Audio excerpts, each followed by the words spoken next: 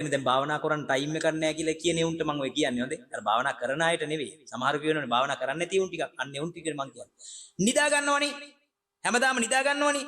නිදා ගන්න ගියපු ගමන් ස්විච් එක ඔෆ් කළා වගේ ටුක් ගාලා නිින්ද යනවද? නෑ මොකද්ද වෙන්නේ? මේව කරගෙන ඉතින් ඉන්නවා ලගා ගහගෙන. මොකද්ද වෙන්නේ? නිින්ද යනකම් ඉන්නවා. මොනවද කල්පනා කරන්නේ? යාව තස්ස විගත මිද්දෝ. යාව යනතං තස්ස විගත මිද්දෝ ගැඹුරු නින්දට වැටෙනකම් ඒතං සතින් අදිත්තේය ඒ වෙනකම් සිහිය අදිෂ්ඨාන කරලා ඉඳපන්. ඒ කියන්නේ සිහියෙන් ඉන්න ඕන. මොනවද සිහියෙන් ඉන්න කියන්නේ?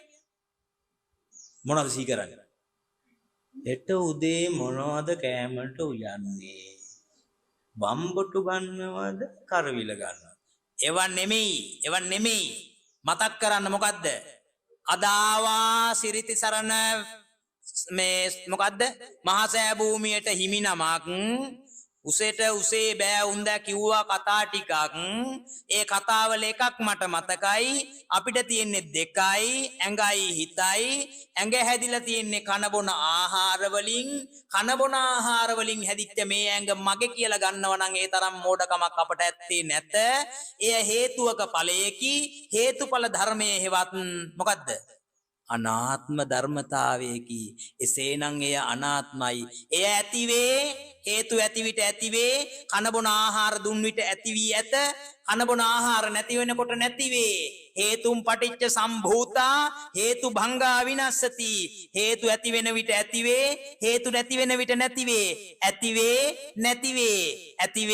නැතිවේ අනිත්‍යතාවය ප්‍රකට වේ කවරක අනිත්‍යතාවයේද මගේ අතේ මගේ ඇඟේ නෙමෙයි පංච උපාදානස්කන්ධයට අයිති රූප කොටසේ අනිත්‍යතාවය ප්‍රකට විය අනිත්‍යතාවයේ පංච උපාදානස්කන්ධයේ ප්‍රකට වුණා නම් සෝවාන් විය හැකිය ඕක මෙනෙහි කරපල්ලා වෙන කරන්න දෙයක් ඇත්තෙම නෑ උඹලට දිව්‍ය ලෝකේ ගියත් බ්‍රහ්ම ලෝකේ ගියත් මේ අරිය දස්සන හාමුදුරුවෝ කියූප එකෙන් එක තොරව වෙන හිතන්න දෙයක් නෑ අද සිට උඹලට නිවන් දකින්න තියෙන්නේ ඔච්චරයි